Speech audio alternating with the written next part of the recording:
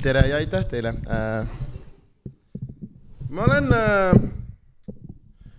olen viimastel aastatel aru saanud, et elus on vist kõige olulisem on nagu perspektiivi omada, sest meie elud on nii erinevad, jumala raske on võõra mätta otsast vaadata. Mis ma mõtlen on see, et näiteks ma olen nüüd 10 aastat olnud elukutseline koomik endises Nõukogude Liidus ja inimestele ikka meeldib võõrasse rahakotti vaadata, küsida, et kuidas siis ka majanduslik otsus oli ja mulle meeldib öelda, et no otsus ta igal juhul oli, ärme sinna empiirilise hea või halb, ärme sinna lasku, aga otsust ta oli igal juhul ja see on jumala raske, sest ma käisin suht heas koolis, mul on sõbrad, mingid IT, juura, miljonärid ja meie elud on lihtsalt nii erinevad.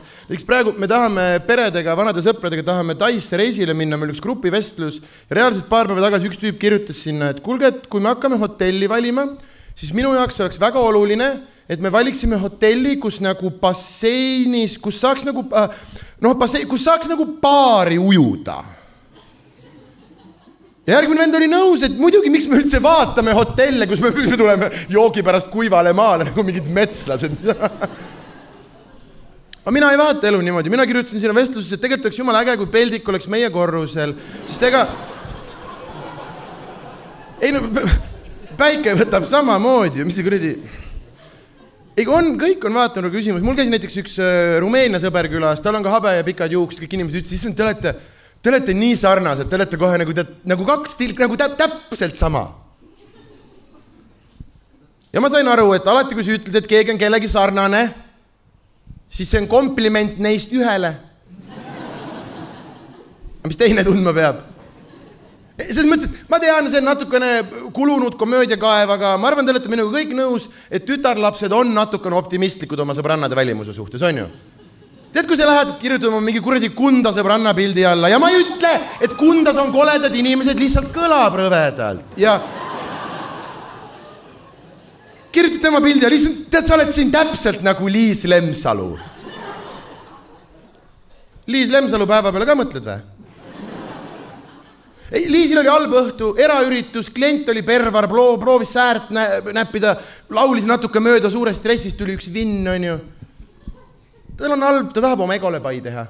Mis ta teeb, et teha oma egole pai? Ta läheb sotsiaalmeediasse kundarahvast vaatama ja see ei ole kohutav käitunud, te olete kõik teinud seda. Tead, sul on veits sitt päev, paned KV-sse üürikad, mis on 30 euriga odavamad kui sinu omad, lihtsalt näha, kuidas vaesed elavad. Ja Liis leiab suurepärase pildi, tütarlaps viglaga päris selge, pole kumb vigla on ju. Alla on kirjutatud täpselt nagu Liis Lemsalu. Mis ma tahan öelda on see, et meil ilusatel inimestel on ka tunded ja palun arvestage nendega. See on kõik. Tegelikult ma tean, ma olen natuke käest lasenud ennast, aga pimedus on kõik hästi enesekindlad. Aga ma olen nüüd ametlikult paks jälle ja reaalselt mingi perse kõik, kes tegid. Nagu ma hoian kõhtu seest, ei tea veel. Aga ma olen ametlikult paks jälle. Kuidas ma teada sain? See on hästi lõbus lugu. Tekkis siia aprillikuus siia küle peale mingi lööve, on ju. Helistasin naharistile, tervist, Sander sügeleb. Ja no ära raiska spetsialisti aega, vaata. Ja aprillikuus hellasin, nad ütlesid, et meil on nüüd juuli lõpuni ajad kinni. Ja ma olin teatavas kimbatuses nagu sügeleb aprillis või et mis me teeme, vaata. Siis ta ütles, et see pole veel kõik, et juuli lõpuni on ajad kinni ja augusti registratuur pole isegi avatud. Aga kuidas see süsteem töötab? Lihtsalt kogu Eestimaa sügeleb, hellab iga päev, ei ole ikka veel august, Plus nagu, ma ei ole nõus. Ma reaalselt ei ole nõus meie maksukoormusega 2,5 kuud sügelema. Nagu, ma maksan 33% sotsmaksu, 20 tulukat, 20 käibekat, mine vittu, ma pean 2,5 kuud sügelema. Meie maksukoormusega ma peaks saama ise välja valida, milline Riigikogu liige mind sisse kreemitab.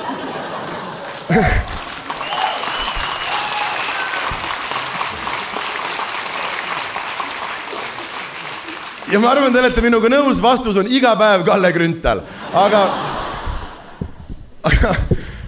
igal juhul, kust ma sain teada, ma olen jälle paks, sain oma kreemi kätte ja siis nagu ma sain aru, kui suured pettekujutelmad mul mu keha kohta on, sest tegelikult ma mäletan seda hetke, see oli jaanuarikuus, kui ma vaatasin, mul on jälle vaat ees ja ma vaatasin ühte peeglisse, mis mul on 10 aastat olnud, nägin kõhtu ja sain peegli peale kurjaks, et vahi lurjust kõveraks läinud niimoodi, noh.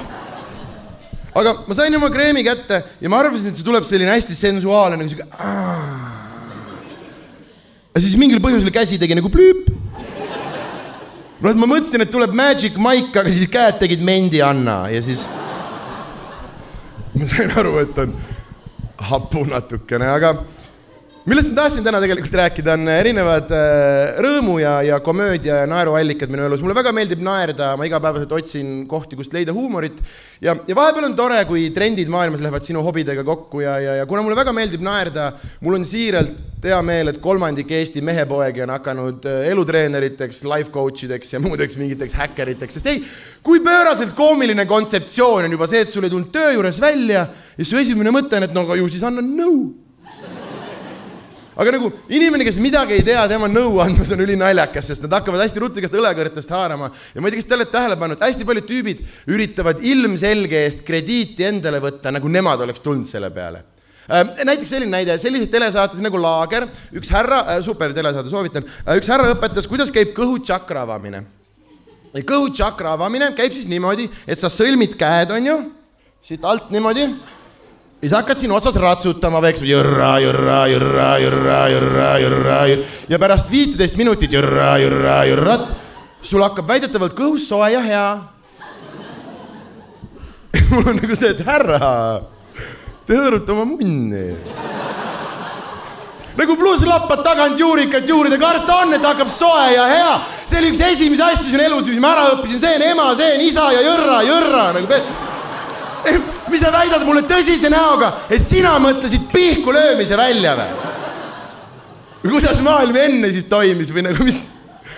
Nagu, ma ei taha kellegi eluvalikute kohta midagi öelda, ma päriselt ei taha, sest meil kõigil on erinev tee käia, mina ei tea, mis nende elu on, aga mis ma tahan öelda on see, et komöödia elab ristmikul, kus kohtuvad loll ja enesekindel ja sellel ristmikul inimesed on Ants Rootslast ka näinud. See on kõik, mis ma öelda tahan, aga tegelikult, ei, Ants isegi äge vend või nagu, minu arust need elutreenerid ei ole kõige hullemad, minu arust kõige hullemad on selgelt nägijad, sest nagu, kui mingi live, ta vähemalt proovib reaalsusega siduda asju, siis selgelt nägijad isegi ei püüa enam ja ma selles mõttes austan seda, sest ma olen ka elukutseline valetaja, aga ma tahan, et teil ka pull oleks vähemalt, vaata, või ma ei, nagu miks ma sellest kõigest üldse räägin, minu viimaste aastate kõige suurem kõhutäis naeru pärineb selle aasta selgelt nägijate tuleproovist, seal oli üks võlur Tiiu ja Tiiu on mul mingi top 3 võlur kindlalt ja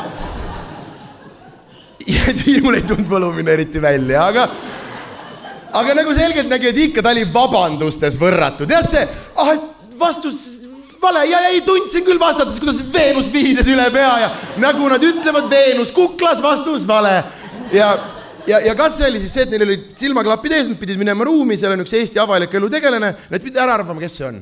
Nüüd, kui see oleks päriselt võlur, siis ütleks ühe nime ja läheks pesema, aga ilmselgelt ühtegi nime keegi ei ütle, hakkab mingi spekuleerimine ja Tiiu seisab, see külaline Lauri Pedaja ja Tiiu seisab Lauri kohal, hakkab vaikselt võluma niimoodi. Ja siis ütleb, et ma näen naisterahvast. 50-50 juba vittus. Ja siis Tiiu jääb sisendit ootama, vaata, kas või sest see ei ole tegelikult võlumine, see on inimeste lugemine, see on suhteliselt lihtne, soovid, ma demonstreerin. Siin istub keegi, kelle ema nimi algab M-tähega, ema nimi M-tähega, ema nimi M-tähega, seal ema nimi M-tähega, vau, kas ma olen võlur, ei ole, ta noogutas. Ja Tiiu jääb sisendit ootama, aga kuna sisendit ei tule, siis järelikult naine, gaas põhja. Näen naisterahvast! Tõeline diiva! Pikad blondid juuksed, sinine lehviv kleit, üks tõeline diiva. Siis võetakse silmaklapid ära, Lauri niimoodi lehvitab talle. Ja siis Tiiul ja jultumust üle öelda, et Lauri, sul on muidu maks läbi. Nagu sa just tõestid, sa ei saa munnigi aru, mis kuradi maks läbi. Plus ma kirjutasin Lauri käis pärast seda ekstra arsti juures, maks on tipp-top, söö sitta Tiiu. Aga vaata, see ongi see, mis nad tahavad teha. Nad tahavad spekuleerida teemadel, mida sa ei saa minna ja järgi kontrollida. Kui ma lähen homme Tiiu juurde ja ütlen, et palun ütle mulle ülehomsed bingonumbrid, ma saan vastu mingisuguse väljamõeldud luuletuse, miks ta ei tohi mulle vastata, vaata. See, kes võlub rahavõlu, selle võlu jõud on... Siis ta pakub välja, et ta on nõus 90 € eest mu surnud isa kohta spekuleerima, sest toda on juba raske järgi kontrollida, aga Ja kui kuhu ma tahan jõuda on see, et selgeltnägijad on nagu väikesed lapsed. Kui nad hakkavad kaotama, siis nad mõtlevad lihtsalt reegleid juurde. Aga mulle meeldivad selgeltnägijad, aga minu arust on natuke lahja. Nagu, mis need katsed seal tavaliselt on, vaata, kelle pilt on ümbrikus või kes mis pagassis on. Keda kotib, kes mis pagassis on? Ei, sest isegi kui nagu, ta arvab midagi, ütleb, et PEM-is, siis öeldakse, et tegelikult oli Mersus ja siis ta vaatab saatejuhile tõsise näoga, et võlujõu jaoks saksa auto. Aga igaüks võib spekuleerida, kes on mis pagassist, isegi kui ta arvab ära, siis mingit muljet ei avalda, kui läheb panuseid ei ole, on ju. Ehk siis panuseid on vaja minu arust. Seega minu ettepanek, järgmise aasta selgeltnägi tuleproov, kuulutame välja, et registreerimise, tulge kokku, kõik kirjutavad, ma olen võlur, tulge kokku, tere võlurid. Esimene katse. Vene rulett. 6-2 kambris. Persi, oled võlur või ei ole? Ja siis hakkab see vabanduste jorru peale, kuidas oi tähendab, ega mina kohe niimoodi surmamängu minu kaitseingrid ei luba ja siis teine tuleb, ütleb, ja tead hommikul ärgates kohe konna silmad hüüdsid ära täna võlu ja mingi, mis iganes. Neljandana siseneb Sander. Oot, et kurat pilk on veits hullumeelne ja soengu järgi äkki võlub kah. Otse relva juurde, oimu kohta 4 tükki, klak, klak, klak, klak. Ja siis kaamerasse niimoodi. Ja sul hakkab kodus veits kõhe, mis perse ongi võlur või? Ta ei kartnud, ta ei kõhkle. Ja kui käibki pauk, mina ei pea seda häbi mäletama ju. Ei, siin on ainult võitjad. Reitingud. Kes vaatab selgeltnägijad tuleproovi? Täpselt. Aga kui on reaalne oht, et inimene laseb kaamera ees endal ajud välja, sest ta ei suutnud õigel hetkel valetamist lõpetada ja siis Urmas E-Liiv seisab surnud šamaani ja värskelt orvuks jäänud kotka kõrval ja peab sellest välja riffima ennast. Skuupadi-puupadi, võlur on surnud. On ju?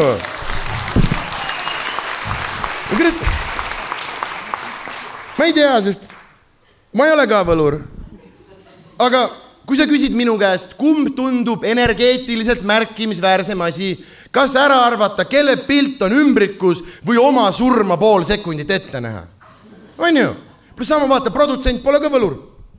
Äkki ta paneb pildi ümbrikusse, kust võlujõud läbi ei saa. Ära irvita, see on päris probleem.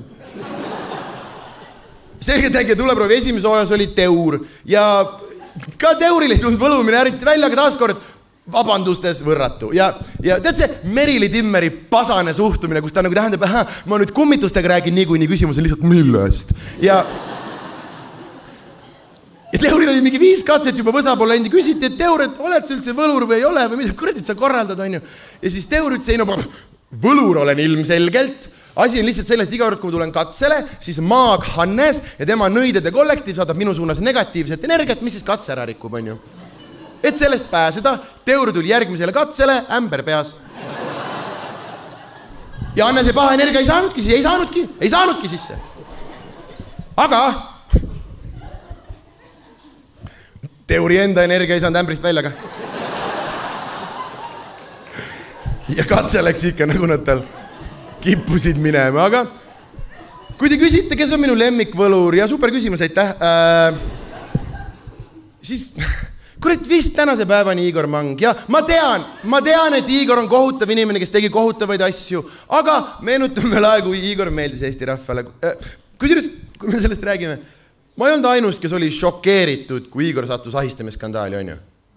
Ei, sest üle maailma hakkas välja tulema, et see on pervert ja see on ahistaja ja ikka arutasime omavahel, et huvitav, et kes küll Eestis pahandustesse satub? Nagu siiralt ma ei oleks elu sees Igorit pakkunud. Mul olid kõik žetoonid Mart Sanderberg ilusasti rivis niimoodi. Kui ma oleks Lotte enne pakkunud kui Igor Mang, Igor oleks ise suutnud ennustada, et siuke sitt tulemas on, vaata, aga see oli veel aastaid enne, kui Igor meeldis Eesti rahvale ja miks on ta mu lemmik on see, et minu juurest see on see jultumuse ja valetamise tipptase, mis ma olen näinud. Nimelt õhtul esikaanel uudis, et ennuste Igor Mang sattus õnnetusse, ta sai tänaval autolt löögi ja see all oli Igor enda kommentaar, kus ta ütles, et tähtede seis oli väga halb. Ma nägin seda autot tulemas. mul pritsis kodus tatti ninast, Igor, tule eest. Aga kui me räägime rõõmu ja naeruallikatest minu elus, siis ma võib-olla lõpetan sellega, nimelt viimasel ajal on palju rõõmu minu ellu toonud see, et minu kallis ema, kes on 59-aastane, ta on pedagoog ja ta nüüd see aasta, ta põhimõtteliselt koolis nagu sundolukorras pidi tegema endale sotsiaalmeedia Messengeri käest asjad, et lapsevanemad saaksid moodi vahvasti operatiivselt, isegi öösiti teda idioodiks sõimata. Ja vaata, 59 aastaselt tulla sotsiaalmeedia, ta ei saa reeglitest aru, vaata, me ei raiska sõnu, on ju? Sa ütled mulle midagi, oi, Vallo on surnud, ai. Aga mu ema kirjutab mulle sotsiaalmeedias, nagu ma oleks vabadussõjas kaduma läinud. Ja sa tead, kallis poeg. Ma loodan, need read leiavad sind turvaliselt. Meil kõik ikka vanaviisi, külm võttis su venna. Kuulge Tallinn, te olete väga ilusad, need olid minu mõtted, aitäh teile.